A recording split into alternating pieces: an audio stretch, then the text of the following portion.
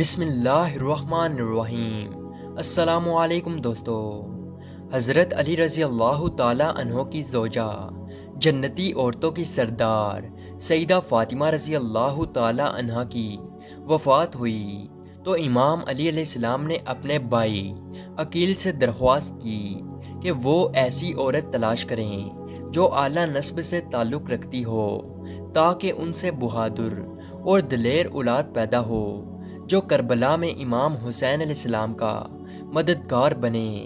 لہٰذا حضرت عقیل نے بنو کلبیہ کی ایک خاتون فاطمہ بنت حزام کا نام پیش کیا جنہیں ام البنین کہا جاتا تھا۔ ان کا خاندان شرافت، پاکی، سخاوت اور بہادری میں عرب میں سب سے مشہور قبیلہ تھا۔ لہٰذا امام علی علیہ السلام نے ام البنین سے نکاح کر لیا اور کچھ عرصے کے بعد سن 26 ہجری میں ایک بیٹے کی پیدائش ہوئی۔ بچے کی پیدائش کے بعد حضرت علی نے اسے اپنی گود میں لیا اور اس کا نام عباس رکھا۔ عباس شیر کو کہتے ہیں جس کو دیکھ کر دوسرے شیر بھاگ جائیں۔ آپ نے ان کے کانوں میں اذان دی اور بازوؤں کا بوسہ لے کر رونے لگے۔ اس پر ام البنین نے رونے کی وجہ پوچھی تو آپ علیہ السلام نے فرمایا، تمہارے بیٹے کے دونوں بازو حسین کی مدد کرتے ہوئے تن سے جدا ہوں گے اور اللہ ان کے کٹے ہوئے بازو کے بدلے اسے آخرت میں 2 پر عطا فرمائے گا۔ حضرت عباس امام حسن اور امام حسین علیہ السلام کے ساتھ پلے بڑے تھے، لیکن آپ نے کبھی خود کو اپنے بھائیوں کے برابر نہیں سمجھا اور ہمیشہ انہیں اپنا امام سمجھتے تھے۔ وہ امام حسن و حسین کو ابن رسول اللہ یا سیدی کہہ کر پکارتے تھے۔ حضرت عباس ابن علی نے نہایت ہی حسین اور خوبصورت چہرہ پایا تھا۔ آپ ایک دراز قد شخص تھے۔ روایتوں میں آتا ہے کہ جب آپ گھوڑے پر سوار ہوتے تو ان کے پاؤں زمین سے لگ جاتے تھے۔ حضرت عباس کی بلند قامت اور خوبصورت چہرے کی وجہ سے انہیں قمر بن ہاشم کہا جاتا تھا۔ حضرت عباس ابن علی کی زندگی کا سب سے اہم واقعہ میدان کربلا میں شرکت ہے، جس میں آپ نے اپنے بھائی امام حسین ابن علی کا ساتھ دے کر وفا اور قربانی کی ایک مثال پیش کی۔ میدان کربلا میں حضرت عباس علیہ السلام کی وفاداری ایک نمونہ ہے۔ تاریخ نے کبھی ایسی وفا اور جانثاری نہیں دیکھی۔ حضرت عباس مدینہ میں ہمیشہ امام حسین علیہ السلام کے شانہ بہ شانہ رہے۔ جوانی امام حسین علیہ السلام کی خدمت میں گزار دی۔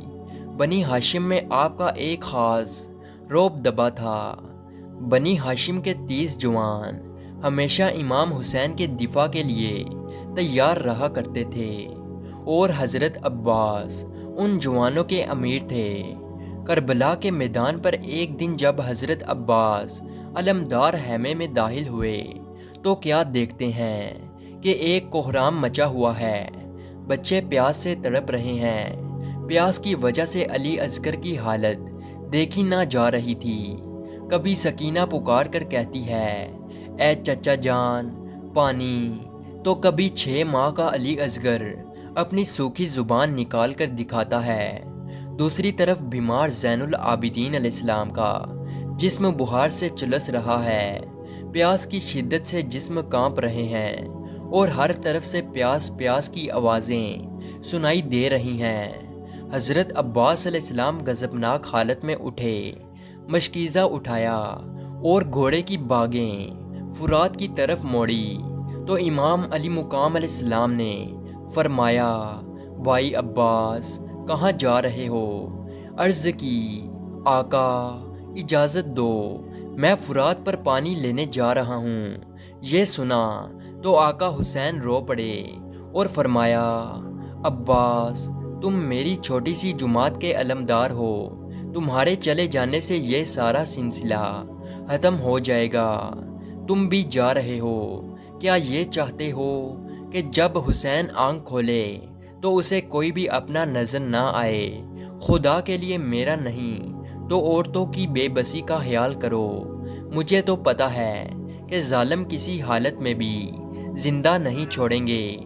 اگر تم بھی نہ ہوگے تو ان کا وارث کون ہوگا اور یہ کس کی طرف نظر اٹھا کر دیکھیں گی؟ حضرت عباس رضی اللہ تعالیٰ عنہ نے عرض کیا، یا امام، ذرا خیموں میں جا کر ایک نظر دیکھو، بچے کس طرح پیاس سے تڑپ رہے ہیں۔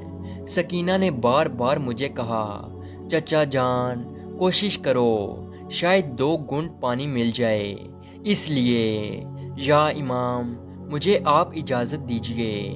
امام حسین رضی اللہ تعالیٰ عنہ نے حضرت عباس رضی اللہ تعالیٰ عنہ کو الوداع کیا۔ حضرت عباس رضی اللہ تعالیٰ عنہ لشکر یزید کے سامنے پہنچ گئے۔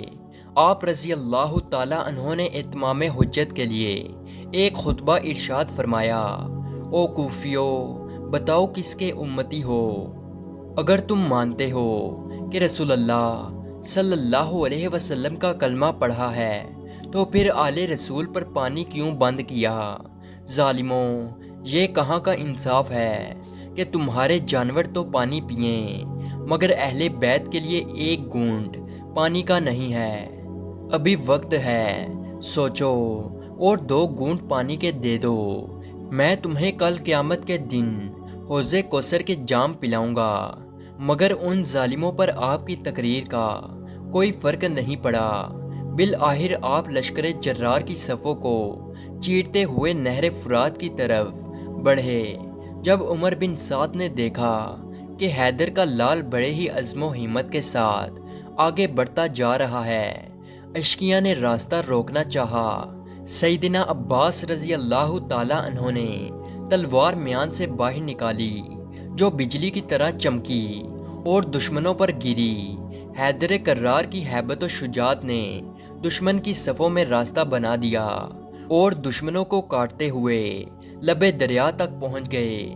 جب نہر فرات کا ٹھاٹے مارتا ہوا پانی دیکھا تو خیال آیا کہ ایک چلو بڑھ کر پی لوں، مگر جب پینے لگے تو سکینہ کی پیاس اور علی اصغر کا خشک ہوا خلق یاد آ گیا۔